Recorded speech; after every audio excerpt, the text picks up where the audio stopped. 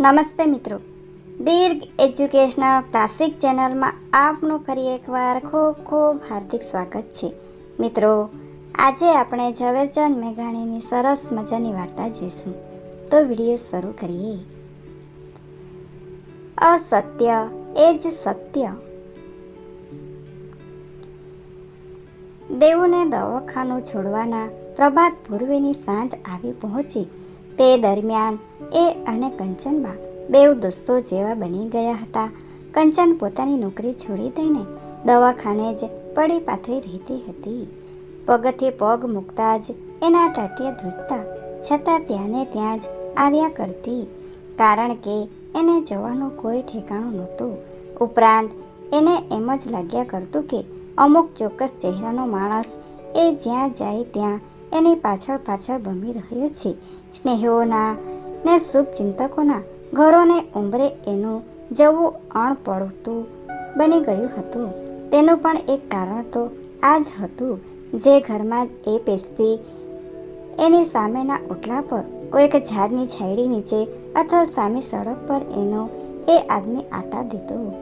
જે સ્નેહી કુટુંબો કંચનની શરીર સ્થિતિથી અંજાણ હતા, તેમને કંચનની પાછળ કોઈ મવાલીઓ ભમટ લાગ્યા, પણ તેમણે એ માનેલા મવાલીને ઠેકાણે લાવવાની હિંમત બતાવવાને બદલે કંચનનો સત્કાર ઓછો કરી નાખ્યો. આવો એટલો બોલ બોલાતો બંધ પડ્યો એ તો ઠીક, પણ તમે છો જાણે નવરા, એટલે અમે શું હાથ પગ જોડીને બેઠા રહીએ? એટલી હદ સુધીનો જાકર સાંભળ્યો, જેને પોતે ગાઢ સ્નેહ સંબંધી સમજતી તેવા એક દિલખુશ બાઈના કુટુંબમાં જઈને કંચને ઘુસકા મેલી રડતે રડતે પોતાની સ્થિતિ પ્રગટ કરી. આ ઘરના સ્ત્રી પુરુષો બેઉ શહેરના અનાથ આશ્રમ સાથે સંબંધ ધરાવતા હતા અને તેના સમારંભોમાં આવા ભાષણો પણ કરતા હતા કે માતાએ ગુનો કીધો હોય, પિતાએ ગુનો કીધો હોય, પણ નિર્દોષ જે બાળક ગર્ભમાં આવી બેઠું હોય તેનો શો અપરાધ. એવા બાળકોની ગર્ભધારણીઓએ તો છાતી કાઢીને પ્રગટ થઈ જવું જોઈએ. એવી ગર્ભસ્થાઓને કલંકિત કહી કહી બાળ હત્યાને માર્ગે ધકેલવાને બદલે આશ્રમ આપી પ્રસવ કરાવવો જોઈએ, વગેરે વગેરે. હું પ્રગટ થઈ જવા માંગુ તો કંચને વર વહુના ઉતરી ગયેલા મોહ સામે દયામણી આંખે તાકીને પૂછ્યું, તે તો તમે જાણો બા, અમે સીએ સલાહ ન દઈએ. ઘરધણીએ બે હાથને બની શક્યા તેટલા પહોળાવીને કહી દીધું, હું બીજું કશું નથી માંગતી. કંચનને ગદગદિત કંઠે કહ્યું, મને આ પોલીસના છુપા પહેરામાંથી બચાવો. અમે સી રીતે બચાવીએ? સ્ત્રી પણ અકળાઈને બોલી ઉઠી, અમને જ તરત છાંટા ઉડે કે બીજું કાંઈ? હું જરા બહાર જઈ આવું કહીને દિલખુશ ભાઈ પોબાર ગણી ગયા ને સ્ત્રી નાવા ગઈ ત્યાંથી કલાકે પણ પાછી નીકળી નહીં. કંચને એ ઘર છોડ્યું ત્યારે પાછા પતિ પત્ની મળીને પોતાનું વ્યવહારિક જ્ઞાન મેળવવા લાગ્યા. એ વાતો કંચને બારી પાસે ઊભીને સાંભળી. પતિએ કહ્યું, આપણને કાંઈ બીજો વાંધો નથી, આપણે કંઈ એને પાપણી કહેતા નથી, પણ આપણી સાથેનો જુદો સંબંધ રહ્યો એટલે તો આપણે જ ઝપટાઈ જઈએ ને. પત્ની બોલી, અરે તમે લગાર વધારે રસ લેવા લાગો એટલે સો એમ જ માની લેશે કે તમે જ જવાબદાર હશો.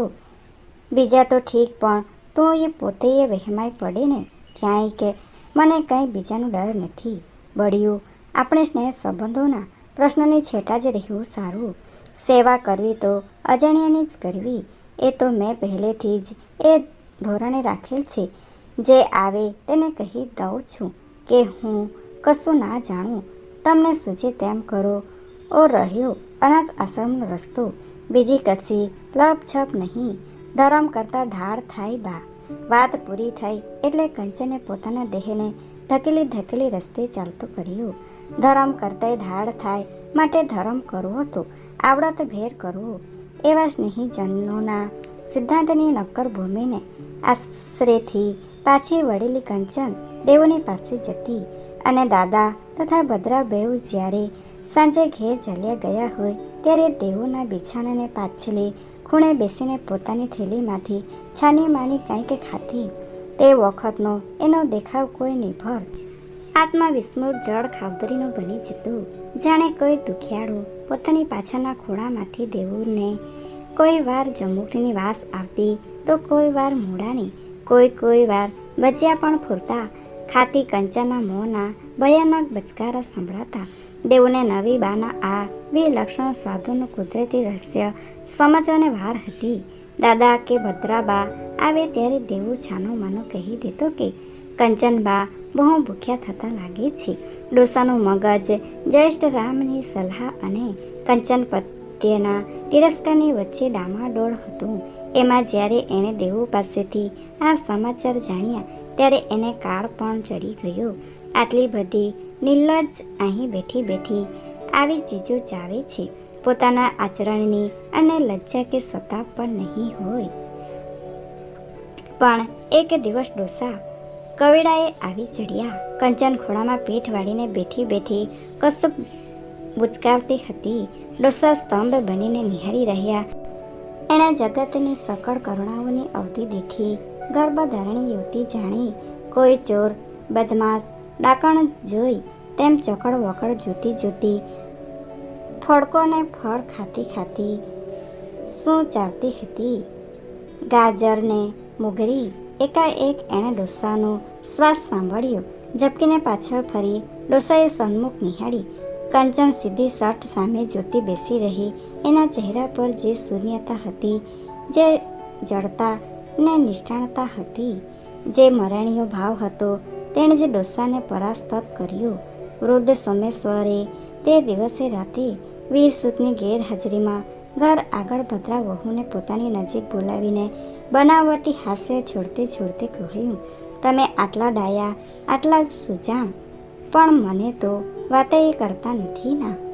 અંશુ ભદ્રાએ લાજનો ઘૂમટો આડો રાખીને દૂર રમતી પૂરી બોલી ન પણ જાણતી અંશુના ઓઠાને આશરે સસરાને જવ વાળ્યો. પૂછતો દાદાજીને શેની વાત? વીરસુત કંચન વહુને અહીં ક્યારેક ક્યારેક બોલાવે છે તેની. બીજા શેની વળી? તમે જ બેઉના મનનો મેળ જોડો છો ને મને પાછા છેતરો છો કે બેઠા? હે બધાને ખબર ન પડી કે સસરાના ઉદ્ગારો પાછળની શી મતલબ છે? શું તથ્ય છે, ઠપકો છે કે ધન્યવાદ છે? ના, અહીં તો કોઈ ધાડો કંચન આવ્યા નથી. એણે હેપતાઈને કહ્યું, નાદાન છો નાદાન. બેટા, સસરા પોરસ ચડાવી રહ્યા. તમે તો ઉઘણસી છો. કુંભકરણની બેન જેવા. ઠીક મૂકો હવે એ વાત ને મને સકડ્યા વગર મને વધામણી આપો બચ્ચા. પણ સાની વધામણી? બાપુને પૂછને અંશુ. વહુને મહિના ચડે છે, છુપાવો છો સીધને. એ મારાથી છુપાવ્યું શૂપશે કે? મારી તો સકરાબાજની આંખો છે બચ્ચા. તમારે તો ઘણીએ દેરાણીને ગાતે વાતે ઘેર લાવી કરીને પછી મને કહેવાની ગણતરી હશે. પણ હું કાંઈ ઓછો ખેપાન છું. હું તમારો બાપ. જેવી દીકરી દૂધતી એવો જ બાપ ખેપાન. હે હવે જુઓ જાણે. મારા મનમાં જે છે તે તમને કહી દઉં છું. મારા હૈયામાં એક સજ્જડ વહેમ ગયો છે કે કંચનની આગલી બે સુવાવડો અહીં થઈ ગઈ છે. આ ત્રીજીએ મારે બગડવા નથી દેવી. મને આ ઘરનો વહેમ છે. ગમે તેમ તોય બે જણા અણસમજુ કહેવાય. વીરસુતનીએ વિદ્યતા તો પોથા પૂરતી કેમ વર્તવું, કેમ પાડવું એ એને રેઢિયાળને કાંઈ સૂજે નહીં. માટે તો હું વહુને ઘરમાં પગ પણ મૂક્યા વગર કાલે બારોબાર આપણે ગામ લઈ જવાનો છું. છોકરાને મારા માથે ખીજાવું રીસાવું હોય તો છો ખીજાય. ખવડાવજો 2 રોટલીઓ વધારે. અહીં રહીને કંચનનું તો મારે બાકીના 5-6 માસ શાસ્ત્રીય પદ્ધતિપૂર્વક જતન કરવું છે. જરૂર પડશે એટલે તમને તાર મૂકીશ. તે પૂર્વે તમારે આવવાનું નથી. મને ફક્ત એને માટે ઓસડિયામાં તૈયાર કરવાનો ખડ્ડો ઉતારી દો એટલે હું મારી જાણે બધું કર્યા કરીશ. બાકી તો કહી રાખું છું તમને ને વીરસુતને કે આવેલી વહુને મારે ખોઈ નાખવી નથી. મારે હજુ દેવુને ને અંશુને વરાવવા પરણાવવા છે. મારે આપણી આબરૂ ઉપર થૂંકનારી જ્ઞાતિની આંખો અમેથી આંજવી છે. ભલે ને બધા સ્ટેશનેથી માંડી દવે ખડકી સુધી ફાટી આંખે જોઈ રહેતા કે દીકરાની વહુને ક્ષેત્રકુશળ લઈને આવ્યા છે. સોમેશ્વર ડોસો ભલે સો આંખો ઠારતા દીકરાની વહુ મુસલમાનને ગઈ ને કિરસ્તાનને ગઈ વગેરે ગપ્પા ઉડાડનારા આપણા વાલસરી બધા ભલેને ખાતરી કરી લીધા કે મારી દીકરા વહુને તો તુલસીમાં એ સમા હાથે દીધું છે ને વઠે ફીટે તે મારી પુત્રવધુ નહીં કોઈક બીજાની. સસરાના વિચિત્ર લપસિંદરે બદરાની જીભ જે તાળવે ચોંટાડી દીધી. બદરાને સસરા પાસેથી પહેલી જ વાર આ સમાચાર લાગ્યા એની અસર બદરાના અંતર પર જુદા જુદા કેક પડતા લગાવી ગઈ. પ્રથમ તો એના કપડ પર કરજલના લીસોટા પડ્યા. કંચનને વીરસુતને સુમેળ કોણ કરાવ્યો? ક્યારે રાતમાં કંચનનો ઘરમાં પ્રવેશ હોય જ કેમ શકે? હું કદી એવી કુંભકરણ નિંદ્રામાં ઘૂંટી નથી બે. દેર તો એને મકાને નહીં ગયા હોય. ગયા વિના આમ બને પણ કેમ? બનાવટ હોય તો સસરા જેવો સસરો કેમ સપડાય? સસરા છેતરાયા હશે, દેર છેતરાયા હશે. દેરને એવી સી જરૂર પોતાની આબરૂ કાઢવાની? મારે કોઈ ન ભેય મંછા ભૂતને શંકા ડાકણ. મારે રાંડી મૂંડીને વળી આ બધી લપાલપ સી? સસરો ઢાંકતા હોય, દેર પણ ઢાંકતા હોય, કંચન પોતે જ ઢાંકતી હોય તો તારે રાંડને ઉખેડીને સી કમાઈ કરવી છે મોઈ? ઉઘાડા ઢાંક્યા તે કોઈના કાંઈ ઉખેડાય મોઈ? ઉખેડિયા કેના સુધર્યા છે જે ઉખેડીએ તે બહાદુરી બળી છે ભેઈ. ઘૂમટાની આળસે પટ થતા બદરાની આંખોના પાપણ પડતા જૂતો ડૂસો પોતે જેમાં ચાલી રહેલ છે તે પાણી કેટલાક ઊંડા છે તેનું જાણે માપ લઈ રહ્યું હતું. મનમાં તો ફડક થતું હતું. પોતે વેશ ભજવતો હતો તેનું ભાન જો આ યુવાન વિધવાને સવડી રીતે થઈ જાય તો તરી જવાશે, પણ એ જો અવળી રીતે વિચારશે તો પછી ઘરના સુખ સંરક્ષણનો રહ્યો સહયો ખૂણો પણ જમીનદોસ્ત થશે. તેની પોતાને ખબર હતી. એમાં ઉચ્ચાર શા માંડી દીધા તમે દીકરા? ડોસાએ વાતને બીજા પાટે ચડાવી. વીરસુત દુવા ફુવા થશે તો તેનો ડર રાખો છો? રાખ્યો એવો ડર. એ બેવકૂફ તો બધું પરવારી કરીને જ બેઠો હતો. એ તો તમે પાછું છાજ્યું બૂજ્યું. એને જ્યાં સંસારનું ભાન છે એ થોડું કબૂલ પણ કરવાનો છે કે જે બન્યું તે બન્યું છે. વટમાં ને વટમાં મઢાઈ જશે મઢાઈ. 3-5 કરે તો કહી દેજો એને કે હવે ઢાંકણ ઢાંકવાની તક જડી છે તો ઢાંકવા દે બાપા. હવે ઉગાડું રહેવા દે.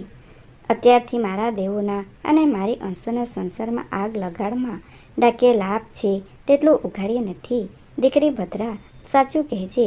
કડી મળી ગઈ. સસરો ઢાંકવા જ મથી રહેલ છે. ડોસો પોસરના પૂરમાં તરી રહેલ છે. ગામની બજારમાં ઘોડાગાડી કરીને વહુને લઈ જઈશ ત્યારે અદાવતીઓના ડોળા ખેંચાઈને બહાર નહીં નીકળી પડે. વાર ક્યાં છે ઝાઝી? કાલ સાંજે ભલે ને આબના તારા જેટલી આંખો કાઢીને ગામ જુએ. મારે મોએ હું સાહી ઢોળીને ગામ સંસરું નીકળીશ. વાર છે વાર. એક વાર જેણે મને ગામમાંથી નીકળતે ગાળ સંભળાવી છે તેને ખોખારું સાંભળવાનું ત્યારે જ હું ખરો તારો સસરો બચ્ચા. બાકી તો ઢાંકિયામાં જ બધું સાર છે. સસરો અને પુત્રવધુ બેવે સમજી લીધું કે આખી ઘટના બનાવી કાઢેલી હતી. બદરા સસરાની બનાવટ પામી ગઈ છતાં અજાણી અને અમોદન દેનારી બની રહી. સસરો પણ સમજીને બેઠો હતો કે વહુ પોતાની બનાવટી પામી ચૂક્યા પછી જ સંમત બની રહી છે. આ રીતે બેવ પક્ષે છેતરપિંડી તો રહી જ નહીં. સાચી વાતનો બેવ પક્ષે સમજી પડી ચૂક્યા પછીનો જ આ સબાન તમાશો હતો. જીવનનો આખરી નિષ્કર્ષ આ તમાશો હતો. કોઈ કોઈને છેતરતું નહોતું. બંને પાઠ બજાવતા હતા ને બંને પરસ્પર એ કયો પાઠ ભજવાય છે તે જાણતા હતા. પ્રવચનના પોતે જ વસ્તુ સ્થિતિ બની રહી. છેતરપિંડી પોતે જ પ્રામાણિકતા બની રહી. Thanks for watching. Please subscribe my channel. Thank you.